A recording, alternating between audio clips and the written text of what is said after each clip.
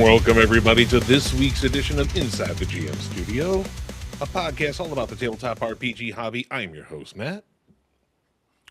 And I'm David. And recently, every now and then, it always happens, David will send me a little text message with some ideas for these episodes and what we do. And I was looking at some of the more recent ones that he submitted. I saw one that said system agnostic GM skills to cultivate. It's like, wow, that sounds interesting. So that's what we're going to do today. And first question that I have for David is, what the fuck? What are you on about? What the fuck? What do Like, you what does mean? that mean? Oh, okay. Well, so for people that maybe don't use the word agnostic that much, it kind of means like it's a degree of certainty. So when something's system agnostic, it means it's not a skill that you need to cultivate for D&D. It's not a skill that you need to cultivate for Call of Cthulhu. It's not a skill that you need to necessarily cultivate for VTM or Rifts or whatever. But it's a skill that you should have in your toolbox that doesn't have anything to do with the system that you're playing. And so in that way, it would be kind of ecumenical, or sorry, I don't want to use big words. It would be unilateral across any system. And so these are skills that you should be sharpening to just be an overall better GM. Where we talk a lot on this Dungeons and Dragons, and some of the tactics and the tips tend to apply to writing, running, pacing medieval fantasy games that are much like Dungeons and Dragons. But as we've often discussed on this show, there's a whole slew of genres out there that have very little, if anything, to do with D&D. And so some of the advice, if you don't play those games, might kind of fall on deaf ears, or maybe you're trying to just kind of piece it together. This should apply to any game that you could potentially run. And if you nail these skills, the things that are system specific probably will seem a little easier, because you'll already just kind of have like the base of the pyramid of GMing that is useful in any given scenario for whatever kind of game. Okay. So that's what I mean. That's what I figured when I first so read do you over want it, me but to I want to just- make sure. Yeah. So I think I came up with kind of like 8 broad things that I think are worth discussing. What was the first thing that popped into your head? I bet it's probably on my list. But when I brought this topic up to you, what was the first thing that you thought? I don't know, because that's what I was trying to figure out when I was going over, I was going over it in my head about, I don't know, system agnostic GM skills. I was trying to think of if you were talking about, like how to go forward with new games, or whenever you're switching systems, just a certain skill that you should have for every single one, where it could be anything, like make sure that you read these certain sections of the rule book or something like that, or if it was something a little bit more of like pulling something out of the back pocket that is more of on the spot improv sort of style. Yeah. Okay. So that's not so far off base. But yeah, that's actually one of my bullet points here. And since you brought it up, I guess we could start there. So, kind of knowing when you should be prepping and when you should be improving is a skill that you should have no matter what system you're running, right? So we've spoken about this on the show quite a bit, actually, about how we're both just kind of off that like heavy prep bandwagon, and not fretting too much of painting every corner of an adventure in a detailed way before you get there. But a lack of prep is also not the same thing as improv, right? Right. Right. Um, so, right. So, what you want to do is you want to understand what things you do need to prep and what things you can leave a little space for. There's some GMs that almost try to script every interaction, like word for word, every encounter, like down to what everything that happens, and that kind of makes everything feel overly structured, Hmm. overly like plotted out, and can make your being railroaded. So you want to prep situations independent of the mechanics of the game, right? Like obviously if you're going to have villains or you're going to have traps, you need to kind of have the mechanics of that all prepped. But what you should be doing is prepping situations um, and uh, uh, interesting thing as opposed to like entirely prepping the plot. There should be some flexibility and um some I guess when it comes to where it's going to go, how it's going to get to where it goes, right? So a common trap that a lot of GMs, new GMs especially, fall into is they script the outcome instead of building a world that reacts organically to what the PCs do and how they navigate a particular problem. So the goal here is that you really want to be prepared enough that your improv feels confident and within um, certain structures of the plot and everything. I'm not saying alone be improv players to take the story anywhere it could possibly, but when you're improv, you should be confident, and it shouldn't feel like a script or a plot beat to get past, like a video game or something. So I think that's doesn't really matter what system you're running. That's probably a good tool to have in your toolkit. Okay, I got you now. So yes, one there I think that's a good one to have is having, like you said, instead of writing something full out, sections just having sections prepped that you can pull out at any time. It's probably one of the better tools to use, Mhm. especially if you are one, like I don't know if we've ever talked about how much we use random encounters. Dave is a lot more of a Mhm. user of random encounters, while like if we're during traveling sessions and all that, I'm not a huge fan of random encounters. But I do have like some random encounters that I have previously made that are always on the side just in case I do Mhm. need to use something as like a filler in a game. So that is a good one to have. That's a one I Yeah. didn't even think about that I actually do. That's a good one. It's actually I'll tell you what I'm a bigger fan of than random encounters is the illusion of random encounters. Hmm.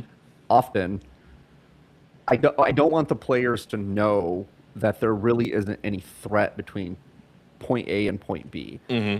So sometimes I just kind of, act like I'm rolling or consulting a table or whatever, just to kind of keep the pacing and the dramatic tension there a little bit. It doesn't detract from the game too long. But frankly, yeah, I'm more like you. A quote random encounter is really one that I just kind of set up in advance, and I decide when things lag a little bit, I'm going to inject this random encounter, quote unquote random encounter, Yeah. into the mix because it suits this particular travel scenario best. So I still would script them, but I hardly ever have purely random encounters. So Hmm. um, another thing that I kind of wanted to, this is really not even involving um, the game in any way, really. This is what I would call a meta skill, which is reading. So you need to be able to have your finger on the pulse of where the energy of your group is, how invested they are. Um, because when the energy drops in a session, the players become disengaged. Hmm. So you need to have a good idea of when they're becoming disengaged and when they're maybe just kind of processing like what's happening and kind of deliberating. Uh, because that tension between when the group wants to push forward and when they want to linger, the lingering should always be with purpose. It should always be how to, like, because they're strategizing, or they're deliberating, or they're, they want their characters to be at full capacity because they thought through some things. And so you need to know when to kind of push your players into action a little bit, because maybe they're lingering a little too long, or when to throw something their way because they're disengaged, to kind of keep things lively. And this is something that is a real soft skill, because really what you're doing is you're watching people's body language, you're watching their faces, um, and you sharpen it over time. It's much easier to do in person. You're reading tones of voice, you're noticing how frequently people are looking at their phones, Mm. or how frequently they're, maybe getting up from the table. All of these are things that just go a long way to keeping your players kind of invested in the game. When I last time I played in person, actually, I would make everybody leave their phones like in a dice tray on a separate table. Like when we got to the game, so that just nope, you didn't have the option of like checking your phone for something. And usually I would try to keep the books over by me. Mm. I'll reference it. I'll give it to a rule or something. Otherwise, sometimes players will just be reading through the book and reading spells that they want to take it next level, and you're like, okay, you're not present in the moment. Um, do you find it a lot harder now to read a digital table than you did when you play in person, or did you play with people you know well enough that it's not an issue? No, no, very no. I've gotten used to I've gotten used to it. I think just because every time I have to look anything up, I'm used to the digital situation now. Like I haven't Mm, played in person mm. enough recently that I think I would feel differently. I'm just so used to being in front of screens now whenever we play. Yeah, sometimes like it happens. It's further in the adventure than we or further into the quest than we did last night. But I mean, maybe I'm off base here, but I didn't feel like anything was lagging. You guys were like kind of Hmm. like we did a little travel montage, and then you were in Neverwinter, and you were doing stuff, and you were planning, and it seemed like everybody was kind of engaged in that, Hmm. that it felt fruitful. I didn't think it felt hurried.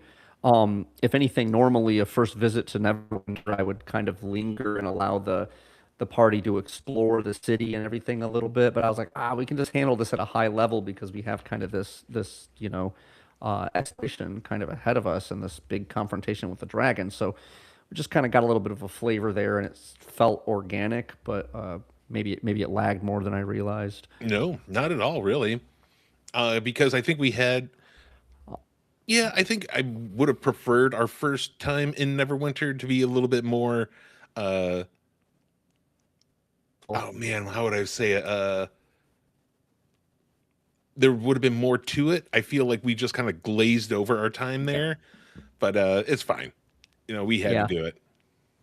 Yeah, well, I mean, I didn't anticipate you guys going to Neverwinter, Yeah. right? Because this adventure does not contemplate that. Uh-uh. And so I just really was not prepared, and didn't have like, usually it would have been some sort of significant thing, but the whole goal was to kind of bridge between finishing Wave Echo Cave and going to Thunder Tree. And so, Hmm. yeah, I felt that way too. I was like, man, this is like a big city. I could have played up on a little bit more and more intrigue and everything. Um, but there was a little bit of a sense of urgency. So again, I just tried to read the table and see, like,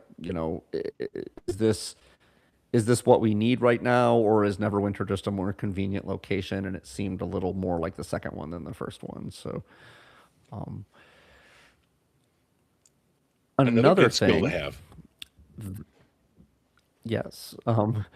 So another thing that we show a lot is yes anding, Mm. but I'm choosing to call this bullet point yes and, but also sometimes no. Yeah, yeah. So so as I already alluded to, improv is pretty foundational to kind of the game. It's a good principle to cultivate. But there's also some nuance here that's probably worth noting. Uh, the reflexive kind of yes and, as so many GMs will tell you is a good skill to cultivate, can really dilute the stakes sometimes, and it makes the world feel almost like it doesn't have consequences because the players are so involved and the players don't set their own consequences. So you need to establish a firewall, like where the firewall exists. Uh, so the real skill that you would be cultivating here is how do you learn to honor the player's intent, right? And maybe redirect them towards something, an interesting outcome, rather than just accept their framing for kind of the way a thing goes, because that's really what you're trying to do. You don't study player curiosity and involvement, but you also don't want to give the players a rubber stamp to allow them to decide consequences or whatever, because then that just feels kind of watered down. Does that make sense? Yeah. Um, you got anything to add onto that point there, Matt? I mean, we've talked about yes anding a lot on this show, so. Yeah. The more and more I think about it, and how, since we've brought it up in the past, and how much I don't think we've really changed on our position of it. Uh, but hearing it now, when I hear from other like content creators and other groups now that talk about yes anding at their table, it's, I think that's one of the biggest things that go, when you're talking about the skills, like you're saying, people that hear this yes and at role playing game tables is not the same as it is in actual improv. I think it's completely different. And Yeah, David is getting a little bit it more is. into that point there, where it's like it is yes and, but it's yes and but, and I think that's a little bit better than, yeah. Because in improv, you're all about building on a story that's being created entirely collaboratively, right?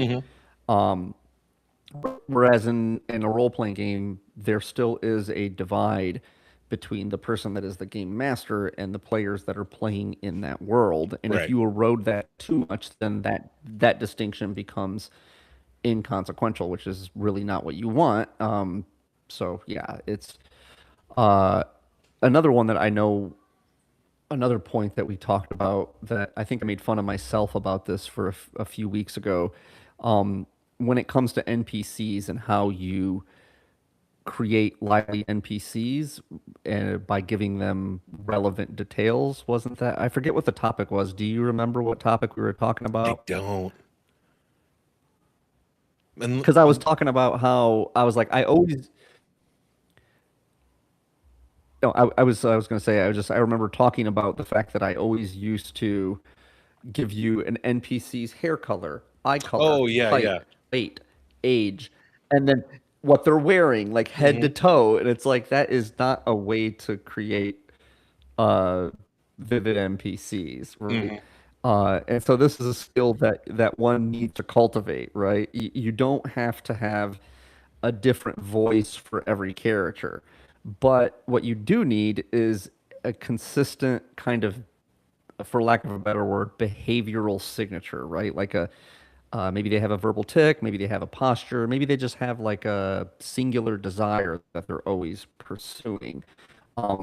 It's something that you need to convey fast because your players are not going to really wait for you to kind of like go up and down the gamut of like painting a vivid picture of this character.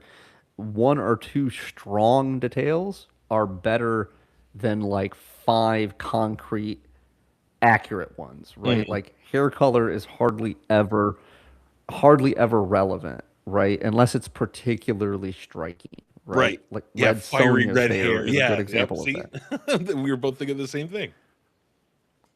Exactly. And so, but most of the time, it doesn't really matter what someone's hair color is, unless it's a Right. striking detail, right? If someone's particularly big, or they're particularly small, or they're particularly heavy, or whatever, but most people are going to fall kind of in the middle of the bell curve, and that it does not really remarkable, so you don't need to draw attention to it. Yeah. And know, I remember, back in the day, and I took this from you as well, how you were just talking about how we both did it. whenever an NPC showed up, I would be like, oh, he's about 5'7" with brown hair, wearing this and that, and blah blah blah. And I thought that was Mm-hmm. just what you did. You had to make sure to uh, really flesh it out so that they could see who this character is. But then I got to thinking about it later when you describe somebody as normal looking, like that is the least descriptive thing you could ever say. But guess what? Everybody knows what that person looks like as soon as you say they're normal looking. Yeah. So it's that simple thing that you say. Right. It's normal looking, but his eyes are but their eyes are this light gray that is something that you've never seen before. That just helps paint a better picture.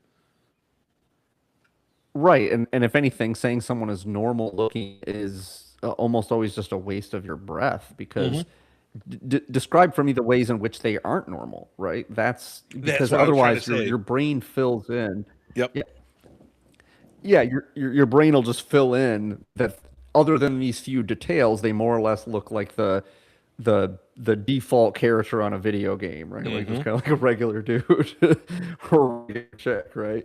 Um, so yeah. Uh, Another thing that we've discussed on the show, and I think is a um, worthwhile worthwhile tactic to employ, irrespective of which game you're running, is how you frame scenes. Okay. So I know I've talked about screenwriting a lot on the show. Um, it probably ad nauseum at this point. Hmm. But starting scenes late and ending them early is typically a good tactic for just about any frame for a scene. So it's very typical for you to for anyone, me included, to open a scene too wide, like to begin with, like with too big of a scope, and then kind of just close that aperture on the scene too slowly.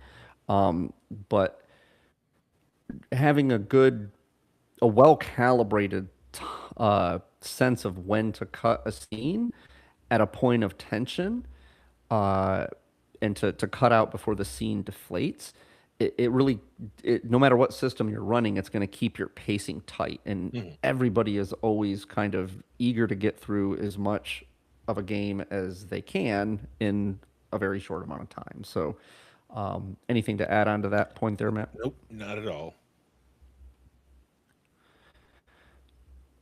Okay, so I'll just keep moving down my list here.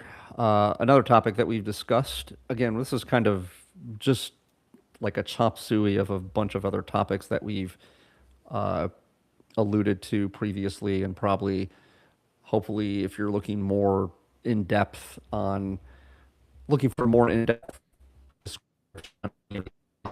on an episode, or at least allude to, things like we uh,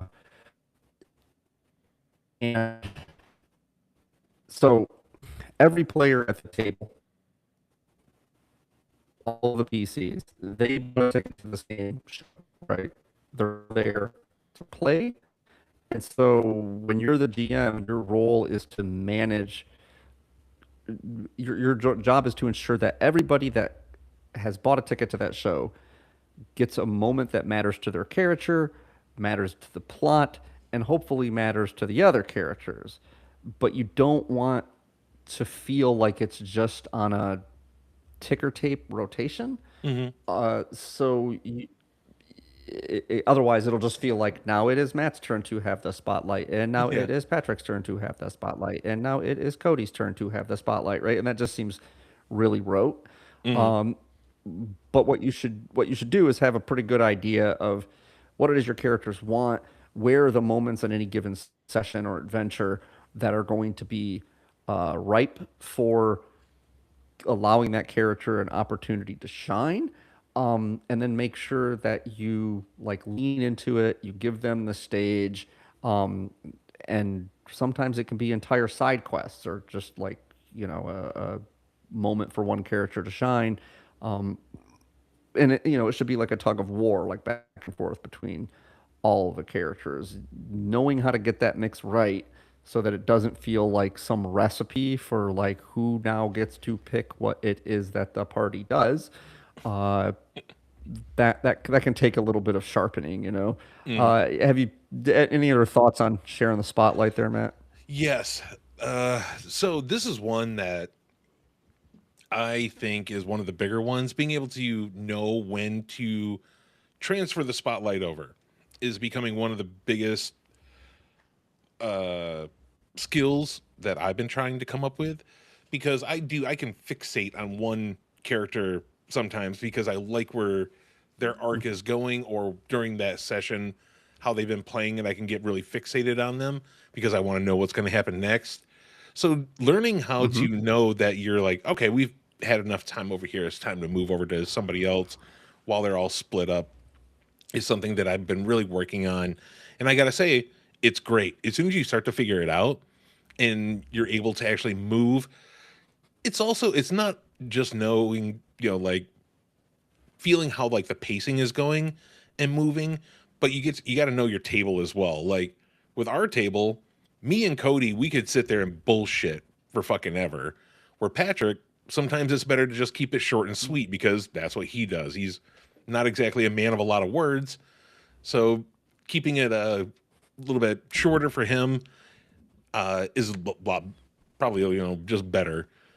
So it's not just knowing as you're feeling like maybe the pacing is changing, but also just knowing your table and knowing your players a little bit more and how to move that spotlight is something that I've been really trying to work on. Yeah, I mean, it kind of goes back to the whole reading the table. If you read the table right, then you can know how to manage the spotlight. It also plays into the scene framing thing that I said. Hmm. The proper time to to uh shine the spotlight on someone is when there's stakes, right? And when those stakes are high, then you shine the spotlight on a particular character because the stakes matter to that character. And the proper time to pull away from it is when it's high, when there's high tension, and then you shift the spotlight to somebody else. Then it's almost like the player's eager to see where it goes next. If there's a moment of tension that alleviates itself, and you're still shining that spotlight on that character, then it kind of falls flat, and it's probably an indicator that you should have kind of shifted to another player. But if all the players, like the last time their character had a moment to shine, they were left on some sort of like mini cliffhanger moment of tension, so that when you come back to it, they'll remember exactly where they were. Everybody will be kind of eager to see what happens next. Hmm. And then you get other players invested in uh, their comrades like personal stakes, right? Because they want to told a good story, and it's not taking away, and then there's just natural tension to it, so it just seems more organic that way.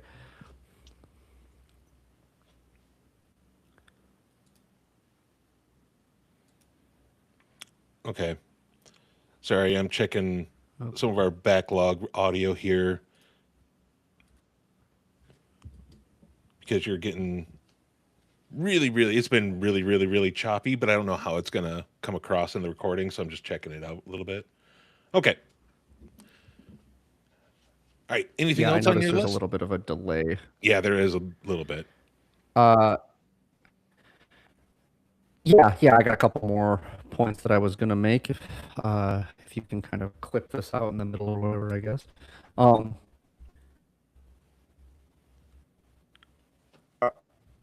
all right, so one of my last 2 points here is again something else that we've discussed, which amounts to how do you have consequences be a real thing in the world Hmm. without feeling punitive, like you're not punishing the characters, but you still want there to be allowing bad decisions to land where appropriate. So there's a distinction to be made here between consequences that create some sort of new story or new thread or new stakes, and consequences that just punish like characters. Like that distinction can matter a lot. So you don't always need to go with the harshest, allowing the most harsh punishment and consequence because it's organic. But if it does serve some sort of new opportunity, that's probably a better way to make the world feel like it's still lived in, like there's still some sense of realism or grit, because players disengage when they feel like they're arbitrarily shut down instead of genuinely challenged. So you want to lean into genuinely challenged, Mhm. and that's why consequent bad consequences are allowed to stand, not because they're just being punished or shut down because they, opened the wrong door or something like that. Right. Yeah. And finally, uh, this is my last point here. So it's about rulings, rules disputes, Aha. where they're unclear. There's some sort of tonal inconsistency.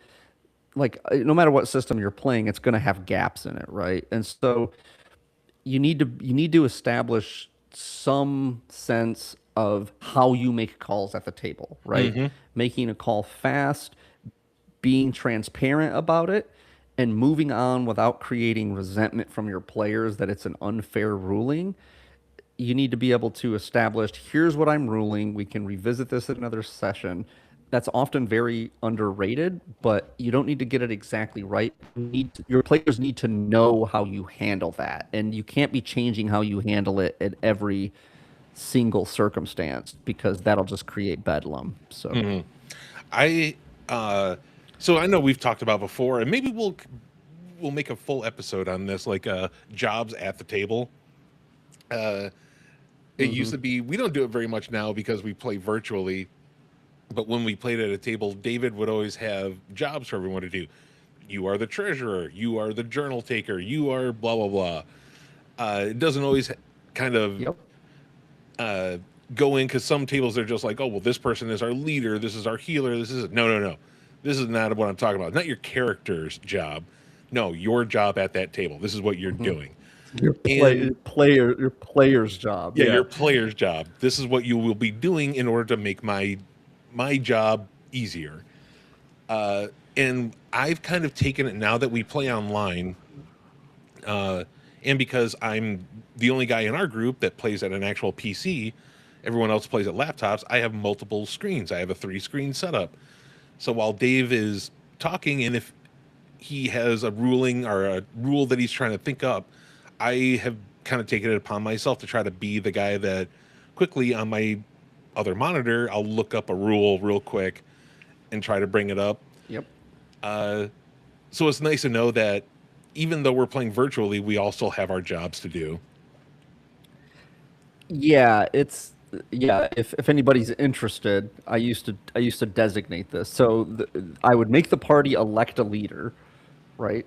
Like everybody just decided who is the leader of this party. I had it happen with when we had a group of 7, right? Like Mhm. it's a big group, and I was like, look, I need someone to be the elected leader. Which what that means is in the game, what it means is when there is not a clear-cut consensus among the party as to what to do, the party does what you say, and that is what everybody agrees to, and it's a way to kind of cut down on squabbles and debates and everything, because those can crush the pace of your game.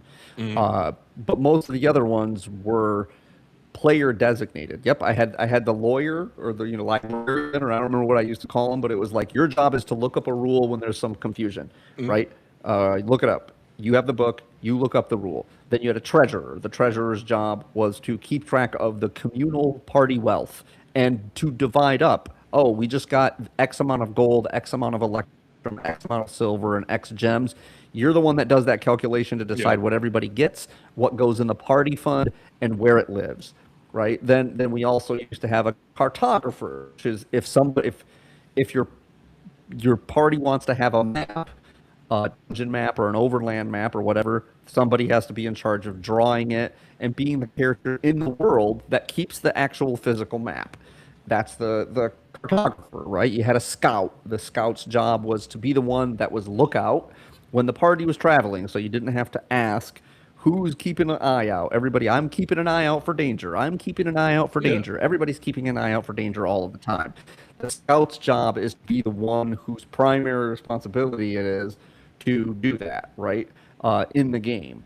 And so, and it cuts down on meta things like who's doing what during a travel task. What was another one I had? I had a couple other ones too that were like, this is the job. Just like I used to do the thing where I got so tired of everybody at the table forgetting that they had a torch in their hand and going to like yeah. pull up a shield or a two-handed weapon. And so I used to just like literally make my players like hold a flashlight if they had the torch. Like, and you couldn't put the torch down unless you couldn't put the flashlight down unless you put the flashlight down. Yeah. Right? Torch, flashlight, whatever. Yeah. So yeah, those are useful things to have, and it's probably under the broader umbrella of delegation, right? It's a good skill to have as a GM to know when to delegate and what to delegate. Very true. Because you can't do everything on your own. So that's a good point. All right. Well, then, if that was your last bit there, I think that's going to bring us to the end of this episode. For all of you out there, if this episode actually goes up, let us know. Is there any skills that you have cultivated in order to kind of go amongst all of the role-playing games out there? Universal or agnostic, as David brought up. Let us know. Send it to insidethegmstudio@gmail.com. Let us know what kind of skills that you think any GM of all systems should know. Oh, you know what I totally forgot? Fucking outro music. That'll work out a little bit. That's cool. Or if you're still listening, if you want to come on over and watch us live and see if this audio shit works good live, come over to twitch.tv/InsideTheGMStudio. Usually every Sunday, 9 p.m. Eastern. Come watch us live. Talk in the chat. Maybe we'll bring it up on the show. I think that's it. So, for this week, for Inside the GM Studio, I've been your host, Matt. And I'm David. Hey, we just go with a good night.